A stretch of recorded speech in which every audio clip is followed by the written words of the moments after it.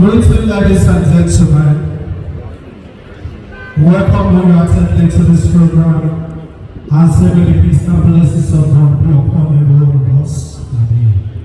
I am a comfortable.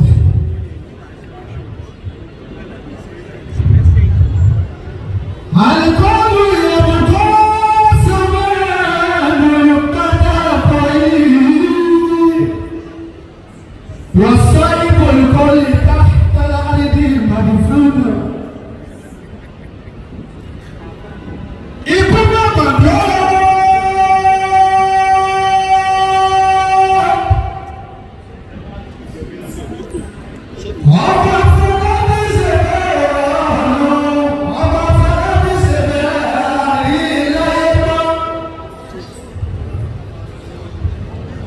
what?